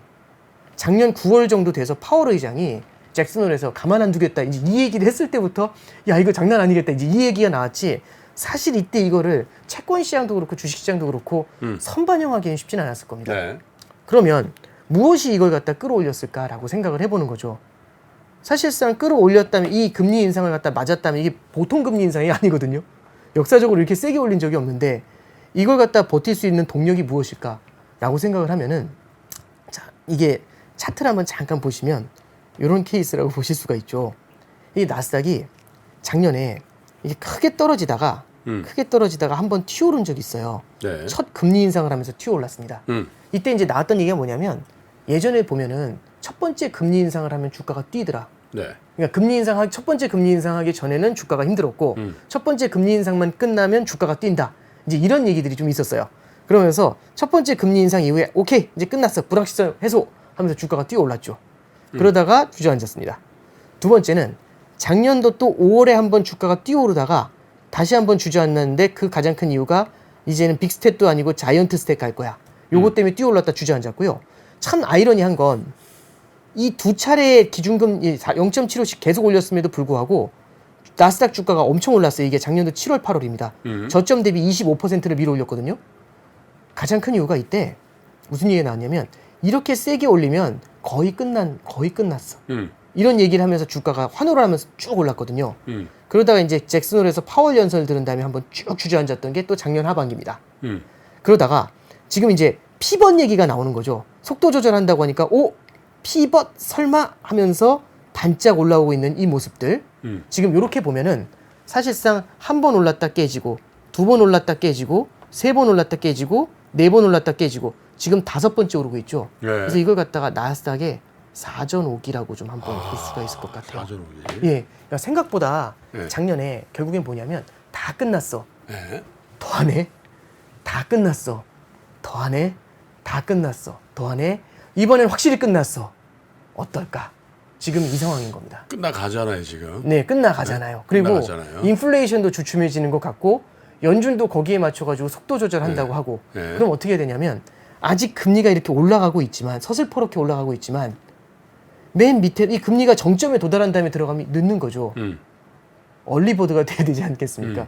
그래서 결국에는 자산시장에서도 이게 끝날 걸 기념해서 어차피 올해 하반기면 내려올 텐데 미리 들어가야지 이제 이렇게 하면서 시장이 환호성을 지르고 있다. 그렇군요. 이렇게 해석을 할 수가 있겠죠. 네. 자, 그래서 이게 이제 시장이 바라보는 시각이다라고 말씀드렸고요. 네. 자, 그러면 이걸 갖다 다른 네. 관점에서 한번 좀 보도록 할게요. 그럼 이제 이번에 네. 방금 전에 이제 마켓에 대한 말씀을 좀 드리면서 마켓은 포모라는 걸 가지고 있고 포모하고 로스 어버션이 붙고 있고 요 뒤에 같이 이제 고민하고 있는 것 중에 하나가 뭐냐면 얼리버드에 대한 생각들을 하고 있다는 거죠. 그렇죠. 그래서 주저앉고 있을 때 올라가는 이런 모습들을 계속 보여주는 겁니다. 그럼 그 반대편에 누가 있냐면 연준이 있습니다. 근데 이 연준은 사실 마켓하고 싸울 필요도 없고요. 결국에는 연준이 고민하는 건 뭐냐면은 인플레하고 싸워주는 게 제일 중요합니다. 그래서 인플레이션을 제압을 해줘야 되는데 예. 이제 이게 좀 문제가 있죠. 잠깐 보시면 인플레이션이 굉장히 강해요. 그래서 이게 인플레이션이 굉장히 높게 올라와 있을 때는 연준이 이걸 상대하기 위해서 만들어낸 게 뭐냐면 강달러와 고금리를 만듭니다. 네. 금리를 높여가지고 수요를 억누르고요. 그 다음에 달러를 강세를 만들어서 수입 물가를 갖다가 끌어내립니다. 네. 이렇게 해가지고 강달러와 고금리라는 두 가지로 딱 팍 쳤더니 그러니까 환율이 예를 들어서 우리나라 달러 원화로 하면 1,450원 고금리 같은 경우는 지금 4.5% 이걸로 팍 하고 때렸더니 네. 인플레이션이 윽 하고 그제서야 움직이기 시작한 거죠. 그래서 그렇죠. 인플레이션이 내려오기 시작을 하는 겁니다. 예. 근데 이제 인플레이션이 내려서 꺄우하고 좋아하고 있는데 문제는 뭐냐면 네. 요 밑에서 뭐가 기다리고 있냐면 강달러와 고금리 때문에 자산 시장이 흔들리잖아요. 자산 시장이 흔들리면서 수요가 둔화되는 것도 인플레이션에 영향을 줬을 텐데 그렇죠. 문제는 뭐냐면 이제 너무 이렇게 세게 가게 되면은 예. 인플레이션 잡다가 다른 것도 문제지만은 금융 안정, 금융 시스템이 무너지는 문제도 생긴다. 그렇겠죠. 그래서 영국이 그 케이스를 보여줬잖아요. 예. 영국 국채 시장 흔들리니까 어쩔 수 없이 양적 완화해서 돈을 풀어줬었어야 되니까. 예. 그래서 이게 문제가 될 수 있다 이제 이런 생각을 하는 거죠. 그래가지고 이제 연준에서는 어떻게 예. 얘기했냐면 좋아 인플레이션이 잡히기 시작하니까 속도 조절 이 얘기를 딱 한 겁니다. 예. 속도 조절 얘기를 하니까 갑자기 이 얼리버드들이 깨오 하고 난리가 난 거죠. 그러면서 이제 막 그 숨어있던 꽃게들이 흘러나오기 시작을 합니다. 네. 그래서 숨어있던 달러가 막 쏟아져 나오기 시작을 하죠. 그럼 숨어져 있던 달러가 공급이 확 늘어나게 되면 어떤 일이 벌어지냐면 네. 달러가 쏟아져 나오니까 약달러가 되는 거고요. 네. 그 다음에 금리가 내려가는 겁니다. 확 내려가지고 저금리가 되는 거죠. 그래서 지금 미국 국채 금리가 3.4%까지 내려왔고요. 네. 달러원 환율이 1,230원까지 내려온 겁니다. 아하. 그러니까 숨어있던 꽃게들이 쏟아져 나오는 거죠. 네. 괜찮을 것 같다라고 하니까 네. 괜찮아 갔어 이러니까 우 하고 나오는 그런 네. 분위기죠. 그러면 여기서 또 어떤 일이 벌어지냐면 자산 가격을 들어 올리는 거죠. 그렇죠. 자, 그럼 잠깐 볼게요. 네. 그 강했던 기세등등하던 인플레이션을 꺾은 건 강달러와 고금리와 자산 가격의 하락 이 세 가지를 묶어가지고 확 때렸더니 인플레이션이 꺾이기 시작을 했어요. 네. 그러면 이 페이스로 계속 찍어 눌러야 되지 않습니까? 예. 근데 이제 문제가 뭐냐면 이걸 이 페이스로 계속 찍어 누르면 잡을 수가 있는 건데 문제는 얼리버드의 영향과 함께 딱 맞물리면서 이게 약달러와 저금리를 만들어 버리면서 자산 가격을 밀어 올리는 겁니다. 예. 그럼 어떻게 되냐면 이 밑바닥에서 예. 이 인플레이션하고 싸워야 되는데 인플레이션을 막 세게 때리고 있다가 약달러와 저금리 이걸로 이제 싸우고 있는 거지 않습니까? 예. 그러면 인플레이션이 다시 고개를 들 수가 있어요. 인플레이션이 다시 고개를 들게 되면은 이게 70년대처럼 큰 폭으로 인플레가 완화되는 듯 하다가 다시 올라가는 이른바 재발의 리스크를 이걸 가져올 수가 있겠죠. 그러니까 이런 거와 되게 비슷한 것 같아요. 예. 그러니까 예를 들어서 홍길동이 있습니다. 예. 홍길동이 너무 짠 걸 좋아하는 거죠. 짜고 단 거, 자극적인 걸 좋아하는 네. 거죠. 그걸 먹다가 위에 탈이 나가지고 입원을 했어요. 예. 그러면서 이제 입원을 했다가 이제 입원하면 너무 따분하잖아요. 빨리 퇴원하고 싶은 거죠. 그렇죠. 빨리 퇴원해가지고 그 짜고 자극적인 걸 먹고 싶은데 이제 의사가 그러는 거죠. 한 달 입원한 다음에 내보내면서 그거 똑같은 거 먹으면 큰일 나요. 이렇게 얘기했는데 나오자마자 그거 먹는 겁니다. 그럼 어떤 일이 벌어질까요? 그러니까 결국에는 인플레이션이라는 애를 제압하기 위해서 얘네들이 처방이 잘 나왔는데 네. 얘네들의 효과가 나타나자마자 되려 다시 자극적인 걸로 돌아가는 네. 느낌 이런 게 나타날 수가 있죠. 그러면 그렇죠. 이걸 바라보는 의사의 관점에서 보면 예. 당연히 환자가 좋아하는 거 먹는 게 정말 좋은 건데 예. 속이 또 탈이 나면 이것도 재발하는 거지 않습니까? 그렇죠. 그래서 인플레이션에 대한 재발을 굉장히 두려워하게 되죠. 네. 그러면 이 시스템을 만든 건 결국엔 뭐냐면요. 이 시스템을 만든 게 결국엔 이 얼리버드에 대한 기대가 이거를 만들어내고 있는 겁니다. 그래서 네. 여기에 대한 경계감을 연준이 좀 나타낸 게 있는데 그 기사를 몇 개만 좀 그러시죠. 보여드리겠습니다. 자, 일단 첫 번째는요. 이 자산 가격에 대해서 이제 파월이 경계감을 갖고 있는 건 이런 거죠. 뭐냐면 자, 기사를 한번 잠깐 보겠습니다. 여기서 현재 미국의 고용 시장이 굉장히 탄탄합니다. 고용 시장이 굉장히 탄탄한데 이 상태에서 만약 물러서게 되면은 임금이 더 크게 올라가게 되고 임금이 올라가는 만큼 물가가 올라갈 겁니다. 그런데 고용 시장이 탄탄하고 결국에는 근로자들의 더 교섭력이 미국에서 훨씬 더 강하다 보니까 그럼 어떻게 되냐면 물가가 올라가는 만큼 임금을 올려주세요 하는 얘기가 나오죠. 그렇죠. 그러면 물가 올라가는 만큼 임금을 올리고 임금을 올리니까 어쩔 수 없이 이걸 제품 가격에 전가하고 그럼 물가 올라가고 임금 올리고 또 제품 가격에 전가하고 이런 악순환에 빠지게 됩니다. 예. 이게 제일 두려운 거죠. 그래서 결국엔 파월 의장도 이 고용이라는 걸 잡아야 된다. 고용이라는 걸 조금은 좀 시켜줘야 된다라고 얘기를 하는데 이 고용이라는 건 결국에는 노동시장이라는 건 결국에는 노동시장에 공급과 수요가 존재하지 않습니까? 근데 노동시장에 일자리를 찾으러 들어오는 사람들, 노동 공급이 별로 안 됩니다. 그 중에 하나가 뭐냐면 여기 보시면 주식 및 주택 가격 상승에 따른 부의 효과 때문에 예. 사람들이 돌아오지 않는다는 거죠. 일을 해서 돈을 버는 것보다 그렇군요. 집이나 부동산을 사서 부동산이나 아니면 주식을 사서 돈을 버는 게 네. 훨씬 더 효과가 있다든지 이런 생각을 하는 겁니다. 네. 자, 두 번째를 보면은 연준 의사록이 나와요. 연준 의사록 요번에 되게 중요한 게 나왔는데 뭐라고 나오냐면 연준 위원들이 이런 얘기를 한 거죠. 12월 달에 위원회의 대응에 대한 대중의 오해. 이게 뭐냐면 위원회가 속도 조절을 한다라고 하는 건 긴축 완화가 아닌데 이걸 갖다가 시장에서는 결국에는 금리 인하의 전조, 금리 인하의 뭐 전주곡이다 이렇게 해석하는 대중의 오해 때문에 금융 여건이 부적절하게 완화되면 돈이 시중에 쏟아져 나오면 물가 안정을 복원하려는 위원회의 노력이 복잡해질 것 이렇게 지적을 합니다. 그러면서 피벗을 기대하는 시장의 낙관론이 인플레이션을 잡으려는 연준의 노력을 망칠 수 있다는 경계심을 표현한 것으로 해석된다. 이제 이렇게 나옵니다. 그렇군요. 자, 다음 페이지를 보면은 요게 이제 1월 19일 날 댈러스 여는 총재가 얘기를 한 건데요. 똑같은 얘기를 해요. 로건 총재는 네. 속도 조절이 물가를 2%로 낮추겠다는 연준의 의지를 약화하는 것이 아니라고 선을 그었다. 또한 금리 인상 속도가 둔화해서 불확실성이 감소하면서 금융 여건이 완화된다면 이게 뭐냐면 자산 가격이 올라간다면 이 얘기죠. 돈이 네. 쏟아져 나오면서 네. 당초에 예상했던 것보다 더 크게 금리를 점진적으로 올림으로써 그 효과를 상쇄할 수 있다. 이게 무슨 얘기냐면 네. 다 왔다 생각을 해가지고 파티하면 그만큼 금리를 더 올려가지고 이거를 시켜야 된다고 얘기하는 거죠. 그래서 금리 인상 속도를 둔화시키는 건 맞는데 이것 때문에 만약 시장이 파티를 하면은 금리의 고점을 더 높여간다는 얘기죠. 예. 현재는 5나 5.25다 이런 얘기를 하는데 네. 만약에 시장이 계속 뜨거우면 5.5도 갈 수가 있는 거죠. 이 가능성을 열면서 이렇게 시장이 뜨거워지는 것들 이런 심리들을 갖다가 좀 식혀주겠다. 이제 이런 얘기를 하고 있는 겁니다. 예. 자, 그래서 이제 이런 맥락에서 정리를 해서 잠깐 좀 말씀을 드릴게요. 네. 이걸 좀 쓰면서 말씀드리겠습니다. 그러시죠. 그러면 이렇게 정리하면 될 것 같아요. 시장하고 연준하고 바라보는 시각이 조금 다릅니다. 네. 결국은 시장은 얼리버드로 이 포모의 마인드를 가지고 밑에서부터 사겠다라고 들어오고 있는데요. 연준은 어떤 생각으로 대응을 하고 있냐면 결국 이 포모의 마인드로 사서 들어오게 되면은 인플레이션 제압이 어려워질 겁니다라고 생각하고 있는 거죠. 그럼 네. 연준 입장에서는요. 이 포모를 제압하는 게 되게 중요한 미션 중에 하나가 될 겁니다. 그럼 포모라는 건 결국에는 밀리면서 얼리버드가 돼야 된다는 이 심리를 갖다 제압하려면 두 가지 방법이 있겠죠. 이 심리를 갖다 꺾는 가장 좋은 방법은 첫 번째는요. 확 잡아 깨는 방법이 있습니다. 네. 그러면 시장이 뜨거울 때 확 찍어 누르는 거죠. 이렇게 하면 근데 문제는 뭐냐면 이게 금융 시스템도 붕괴가 될 수가 있어요. 그래서 이제 이런 두려움이 첫 번째는 존재하는 거고요. 그러면 이 심리를 갖다 확 잡아 깨는 게 아니라면은 어떤 방법이 있냐면 이게 약간 좀 지치게 만드는 방법이 있습니다. 네. 지치게 만드는 게 뭐냐면 예를 들어 이런 거죠. 그 영화 중에 보면은 고지전이라는 영화가 있어요. 고지전 있었죠. 예, 이게 뭐냐면 그 한국 전쟁 당시에 그 백마고지 전투를 갖다가 네. 이렇게 표현한 영화인데 이 영화를 저는 되게 인상 깊게 본 게 이게 이 고지가 하루에도 이 백마고지가 하루에도 몇 번씩 이 주인이 바뀌니까 네.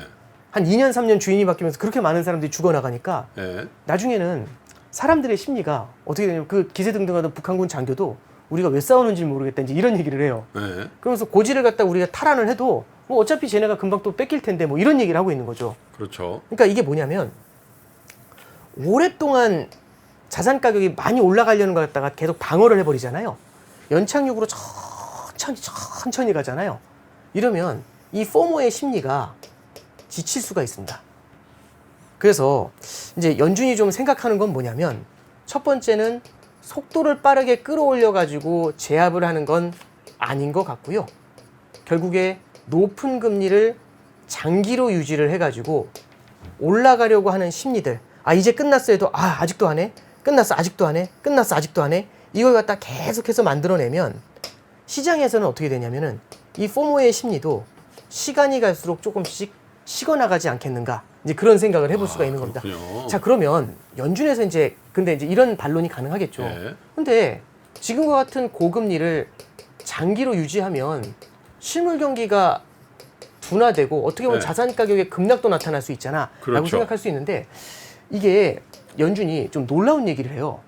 뭐라고 얘기를 하냐면 그런 게 있지 않습니까?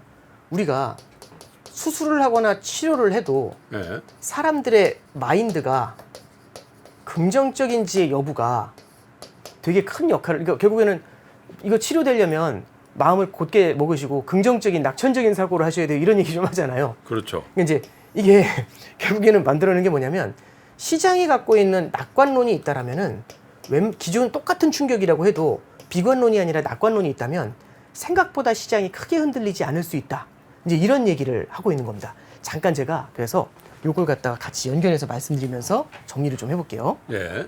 복잡하고 어렵게 느껴지는 재무제표와 용어들, 친절한 투자 멘토 사경인 마스터가 매주 새로운 콘텐츠로 알기 쉽게 설명해드립니다.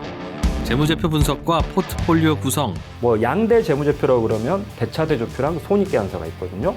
매수 매도 방법, 이렇게 사는 게 좋겠네, 이렇게 사면 좋겠다. 근데 이렇게 살려면 뭘 해야 되냐면요, 나머지 3분의 1은 놔둬봅니다. 어디까지 가는지. 실전 투자 팁까지 알려드립니다. 오직 3프로 멤버십에서만 만나실 수 있습니다. 자, 여기 보시면 연준에서 이번 의사록에 되게 좀 놀라운 얘기가 하나 실렸어요. 저는 이게 좀 되게 독특했다라고 생각을 하는데 잠깐만 읽어볼게요. 연준 직원들이 경제가 내년 말까지 침체될 가능성이 생각했던 것보다 크지 않다고 주장을 했대요. 아, 직원들이. 네, 이거 왜지? 이제 FOMC 때 이제 이 얘기가 이제 발표가 됐습니다. 예. 그래서 이제 뭐라고 하냐면 그 연준 의사록에 따르면 연준 직원들은 경제의 가장 힘든 국면이 이전에 예측했던 것보다 1년 늦은 2024년 말까지 일어나지 않을 거라는 입장을 피력했대요. 그러니까 이게 거대한 침체가 온다, 아닌 것 같다. 네. 생각보다 이런 침체가 늦어질 것 같고 약할 것 같다.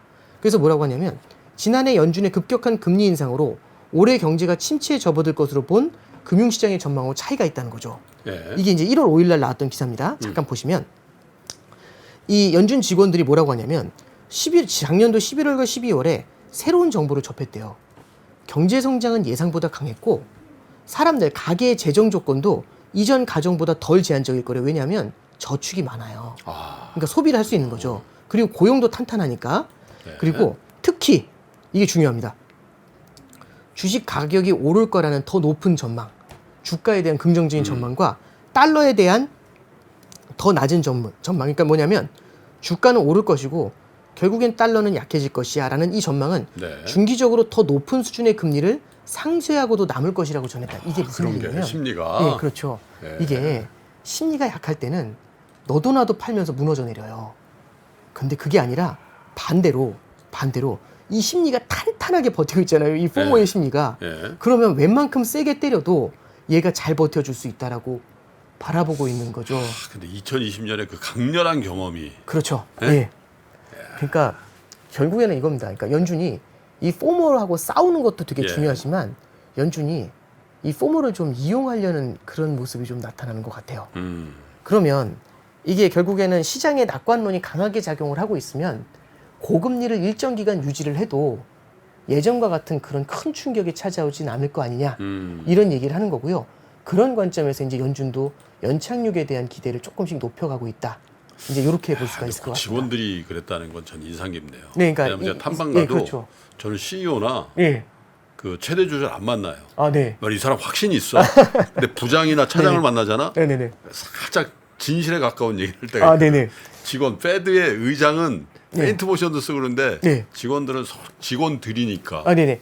이게 그 의사록에 참 독특하게 실려 있었던 건데 의사록에 원래 연준 위원들이 얘기하는 게 거의 대부분이거든요. 그렇죠. 근데 이번에 이제 이렇게 스태프들이 자기들의 리서치를 갖다가 발표하는 그 장면들이 나와요. 예. 근데 그 내용에 보니까 결국에는 시장의 기대 예. 이런 것들이 어쩌면 시장이 갖고 있는 낙관론이 음. 동일한 충격에도 이제 결국에는 심리가 탄탄하니까 긍정적인 사고방식을 갖고 있으면 그렇죠. 똑같은 충격에도 조금 더 빠르게 회복될 수 있지 않겠냐. 음. 그래서 연준에서 얘기하는 이 낙관론이 그런 면에서 좀 이렇게 힘을 얻고 있다. 그럼 연준은 결국에 이렇게 될 것 같습니다.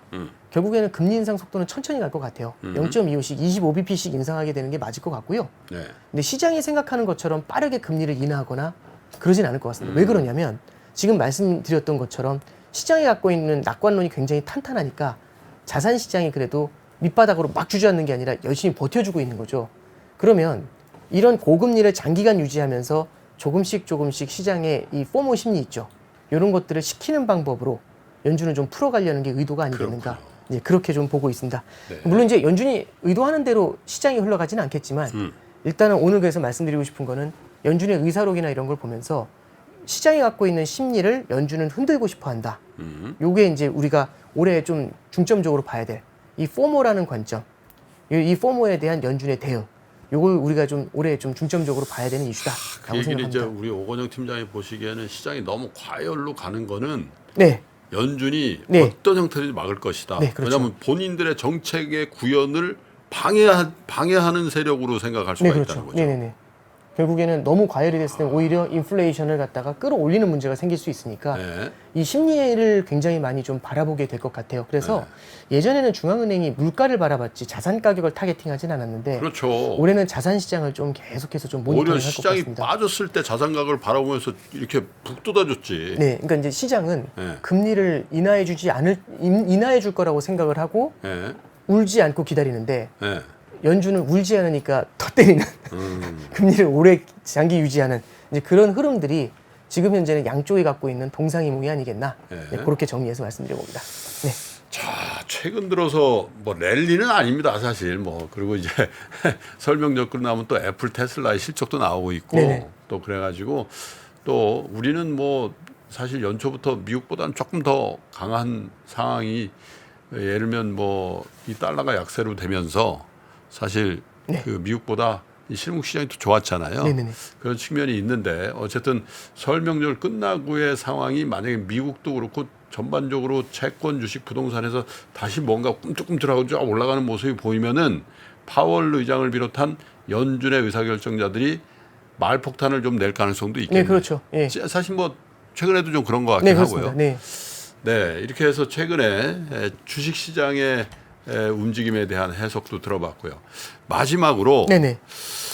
야, 이게 경기 침체, 리세션이 올 거에 대해서는 다들 동의하는데 혹자는 야, 살짝 올 거야. 아, 네네. 네, 걱정하지 않아도 돼.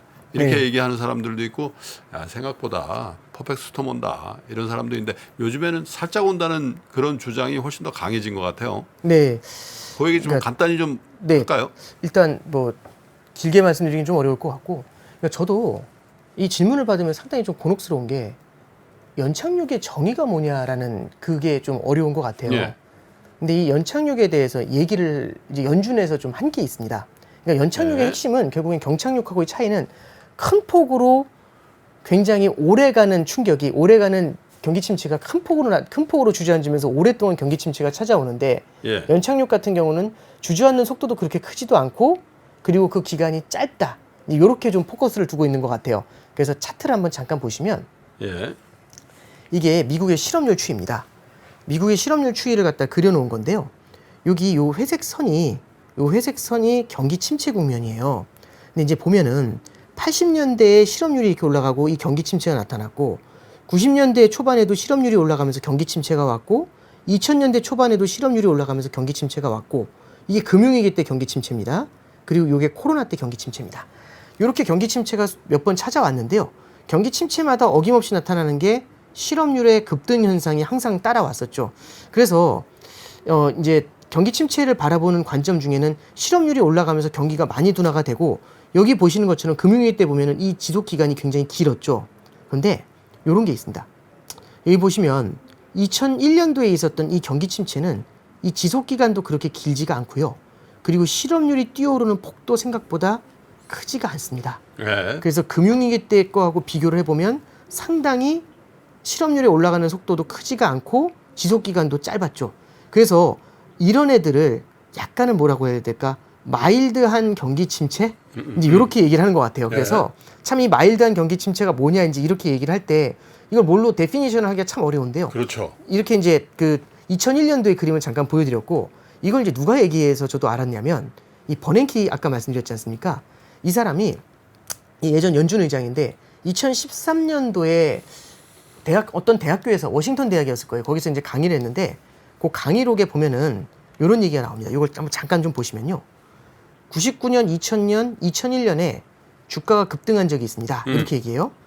이때 닷컴 버블이죠. 급등한 주가에는 닷컴주나 기술주의 거품 가격이 포함됩니다만 요것만 주가가 급등했던 건 아니죠. 예. 그래서 그 주가가 2000년, 2001년도에 급락했고 장부상부의 상당 액수가 주가 많이 빠졌거든요. 이때 예. 나스닥 막 80%씩 빠졌거든요. 그렇죠. 그래서 공중으로 사라졌습니다. 이렇게 얘기하죠.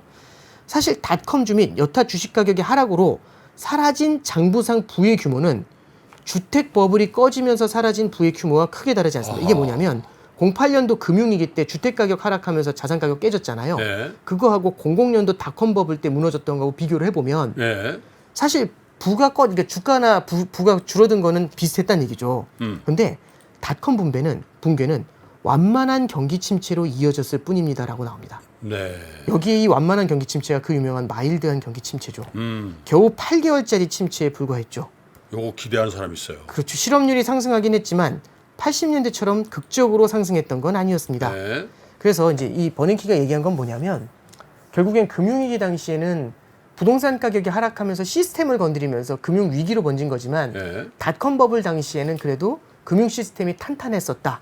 그리고 하나 기억을 해보면 닷컴 버블 때도 10년 이상 기술주들이 올라가면서 네. 이 바이더 딥이라고 하죠. 이 포모 심리가 굉장히 강했어요. 밑에서 사야 된다. 이런 심리가 그렇죠. 굉장히 강했죠. 주가 매수 심리가. 자, 그리고 요걸 누가 받아서 얘기를 했냐면 작년도 2월 2일 날 카시카리 총재라고 있어요. 지금도 있는 사람인데 요번에 이제 예. FOMC 멤버십 그렇죠. 빠지죠. 요번에 이 사람이 아마 이제 들어오게 될 겁니다. 들어오나요? 미니애폴리스, 들어오는군요. 블라드가 빠지고 뭐라고 얘기했냐면 카시카리 총재가 2000년 닷컴 버블이 붕괴했을 당시 경기는 미미하게 침체했을 뿐 이렇게 얘기를 합니다. 네. 그러니까 결국에는 연준에서도 마일드한 경기 침체에 대한 대표적인 레퍼런스로 보고 있는 게 01년도에 있었던 이 8개월짜리 경기 침체가 아니겠나 그렇군요. 이제 그렇게 봅니다. 네. 근데 이제 우리가 오해하는 게 뭐가 있냐면 이런 걸 오해하시는 것 같아요. 우리가 이제 연준은 경착륙을 무서워합니다. 확 주저앉는 게 무서운 거죠. 예. 그래서 연착륙을 유도하고 싶은데 주저앉는 거를 갖다 연착륙으로 바꾸려면 주저앉을 때마다 쿠션을 하나씩 대줘야지 그렇죠. 연착륙이 되는 거거든요. 네. 그래서 이 쿠션 중에 하나가 속도 조절 같은 건 연착륙을 위한 쿠션이에요. 근데 연착륙을 유도하려고 하는데 문제는 하늘로 뛰어버리는 급부상을 해버리는 거죠. 이륙을 해버리는 거죠. 예. 시장은 이제 포모 심리는 걸 이륙으로 만들려고 하는 겁니다. 그래서 연준이 바라보는 연착륙이라는 건 주가의 급등하고의 동일어는 아니다. 이제 그걸 우리가 좀 감안을 하면서 그러니까 바라봐야 되지 않나 시종 싶어요. 일관 우리 오 팀장께서는 네네. 경기가 중요한데 그 경기를 대하는 저 연준의 그 시각은 인플레이션이 개입이 돼 있고 네, 그렇죠. 그것이 안전하다라는 생각이 들기까지는 네. 연준으로부터 선물 받을 생각을 하지 마시고 네네. 그거를 도외시하고 자산 가격이 랠리를 해버리면 네네. 아마 연준은 굉장히 화가 날 수도 있다. 왜냐하면 자기네 일을 방해한다고 네. 딱 생각하니까 그러면 이제 채찍을 가할 수도 있으니까 그 얘기는 주식시장을 대하는 여러분들의 태도도 그런 관점에서 조금 올해 적어도 올해 상반기 그죠? 네, 그렇죠. 그러니까 네, 빠른 그런- 선물을 기대하시는 분들이 굉장히 많은데 조금 주의해서 네. 바라보자 이런 말씀드릴 수 그런 있습니다. 얘기를 네. 아주 그 재밌게 그리고 또 이론적으로 탄탄하게 해주시니까 의지가 되는군요. 아, 네, 감사합니다. 그냥 막 나와서 야 이렇게 된다 이거 나를 따라서 이런 분위기보다는 이렇게 딱 논리적으로 딱 설명을 해주시니까 그 부분에 대해서 그냥 그냥 맹목적으로 따라간다는 생각보다는 나도 좀 공부를 해서 저런 반역까지는 아니지만 조금은 같이 호흡을 하면서 올해를 지내야 되겠다 이런 생각을 좀 하게 되는 것 같습니다. 야, 벌써요 이 길에 네. 뭐라 그래, 귀성행렬이라 그럽니까? 네네. 그죠? 네. 핸드캐리를 이렇게 가는 분들도 많고, 야, 벌써 마음이 좀 설레는군요. 네. 예. 주식도 주식이고 또 투자도 투자지만 여러분 이번 명절에는 3프로 TV 기획 시리즈 정도만 보시고요. 가족들하고 좀 즐겁게 보내셨으면 좋겠습니다. 우리 오건영 팀장께서도 네. 좋은 일도 있고 하셨으니까 오랜만에 부모님들도 처가 부모님들 가족들하고 건강하게 보내시고 네. 또 명절이 끝난 다음에 적절한 시점에 우리 구독자 여러분들과 함께 또 만나기로 하죠. 네. 오늘 고맙습니다. 네, 명절 감사합니다. 잘 보내십시오. 네, 감사합니다. 자, 투자자 여러분 그리고 4프로 사랑해 주시는 우리 구독자 여러분, 저희는 명절 직전까지 이렇게 컨텐츠를 만들어서 여러분들을 위해서 올려드립니다. 여러분들도 저도 또 우리 게스트 여러분들도 이번 명절 잘 보내시고 또 올해는 이제 막 시작된 거 아니겠습니까? 2021년, 2022년보다는 훨씬 더 복되고 밝고 그리고 궁극적으로 올 한 해 꼭 부자 되는 그런 한 해가 되기를 바라면서 새해 인사를 대신 하도록 하겠습니다. 새해 복 많이 받으시고 저는 설날 명절 끝나고 여러분 다시 뵙겠습니다. 고맙습니다.